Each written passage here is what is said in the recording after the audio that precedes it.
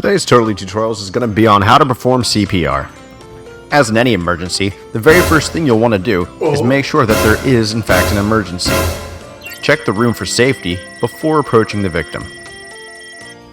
Upon reaching the victim, check for consciousness by gently shaking the victim and asking if they are alright. Are you okay?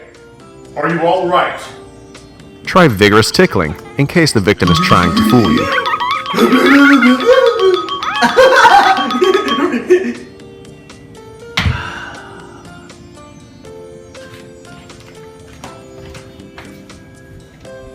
If this doesn't work, try to shame the victim into becoming conscious again.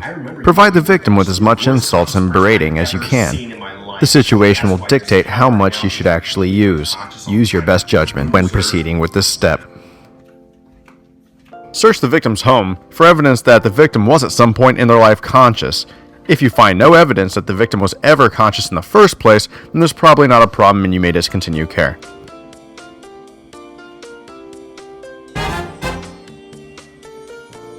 Should you find evidence that the victim was conscious at some point in their life, proceed with the following steps to provide care. Call 911 to alert emergency medical services. Provide the EMS with all the information you have available to you. This includes the state of the victim, the state of your surroundings, and the state of the union address. After speaking with EMS, this reminds you that your step-grandfather had an appointment to see that doctor to check out a strange lump on his belly button, so give him a call and see how he's doing since your phone is already out.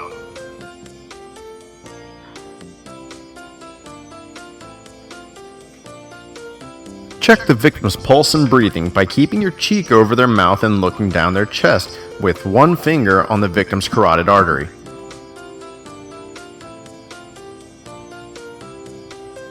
If the victim has no pulse, begin CPR with 30 chest compressions that press down about 2 inches into their chest at the rate of 100 compressions per minute.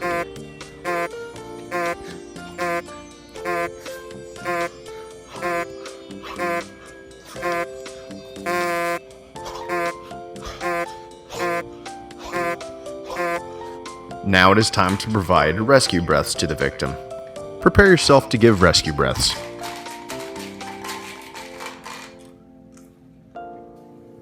Now prepare the victim to receive your rescue breaths.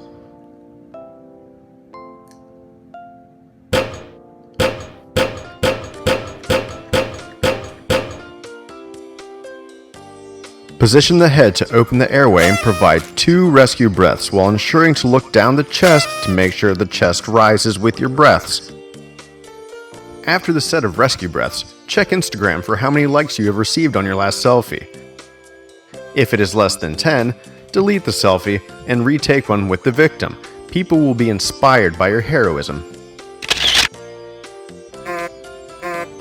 Begin another round of chest compressions. Remember, 30 compressions, 2 inches deep.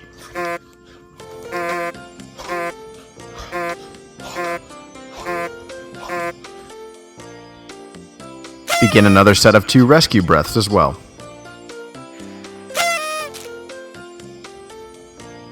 Just in case the victim is thirsty, provide them with a glass of water. Remember, the only reason you may stop CPR is if one of the following conditions occur. The victim shows obvious signs of life, a competent replacement caregiver arrives, EMS arrives, the scene becomes unsafe, an AED arrives, or you are too physically exhausted to continue, or if the process becomes unbearably boring. If the victim attempts to fake their own death during the rescue breath process, call their bluff by tying their shoelaces together. This will alert them back into their normal state.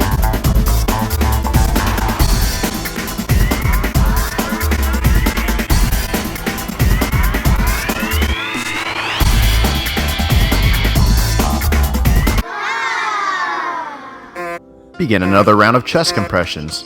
Remember, 30 compressions, 2 inches deep.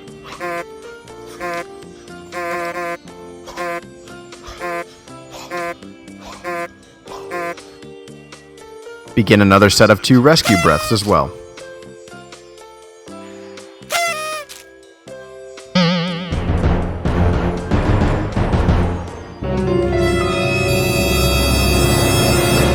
If the victim tries to change his or her identity during care, inject them with the XJPB031 serum.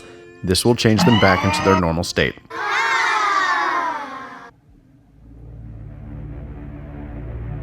If your victim dies during the caregiving process, please bear in mind that this is in no way your fault.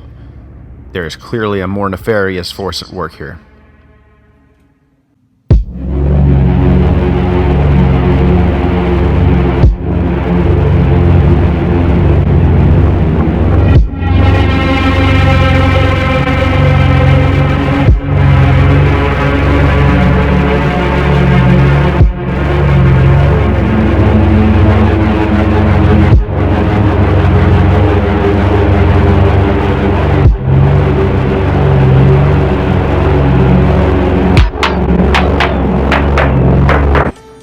If you do successfully resuscitate your victim, they will likely begin to exude great amounts of gratitude. You saved my life. Yeah, I did.